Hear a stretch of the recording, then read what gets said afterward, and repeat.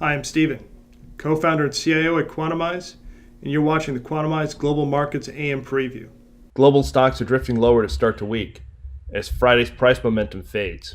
According to FundStrat's Tom Lee, the number of stocks in the S&P 500 with PEs below 15 times outnumbers those that are valued more than 25 times, with the spread having increased nearly 15 points since the end of calendar year 2017. FundStrat's Lee suggests that U.S. stocks are offering real value for investors for the first time in years. Strategists at SocGen believe earnings in the U.S. and Europe will be flat in calendar 2019, with the risks coming from semiconductors and capital goods stocks. SocGen favors pharmaceutical and HPC stocks within the defensive healthcare and consumer staples sectors. In comparison to SocGen, JP Morgan strategists disagree and suggest record levels for stock buybacks, best in world earnings growth, and acceleration top-line growth point to continued support for U.S. stocks valuations here. The SPDR S&P 500 ETF Trust, ticker SPY, experienced positive inflows of roughly $2.1 billion last week, while emerging markets ETFs experienced their 12th straight week of inflows, with inflows to emerging market stocks ETFs of roughly $1.01 billion. According to UBS, European stocks valuations are implying an 18% cut to calendar 2019 EPS estimates, assuming a return to a 14.5 times long-term forward 12-month PE.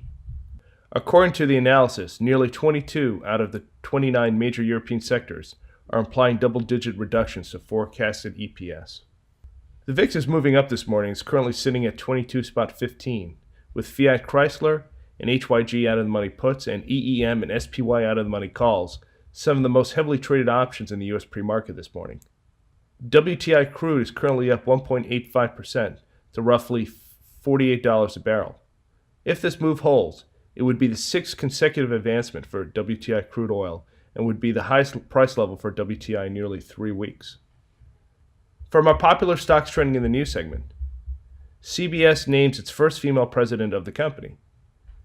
CBS News named Susan Zirinsky, the producer of 48 Hours, as its new president. Lately, CBS News has suffered from low ratings and the loss of key anchors. Susan Zirinsky will be tasked with turning the division around. Eli Lilly is acquiring Loxo Oncology for roughly $235 per share, or $8 billion. Eli Lilly is expanding its cancer treatment business with the new acquisition. The companies will hold a press conference this morning to go over the details of the deal. And if you found this video helpful or informative, follow us on Twitter or subscribe to our YouTube channel. And don't forget to check out Quantamize.com for your full market preview for stocks, options, ETFs, and cryptos, and to find out what trades our AI quant models like this morning.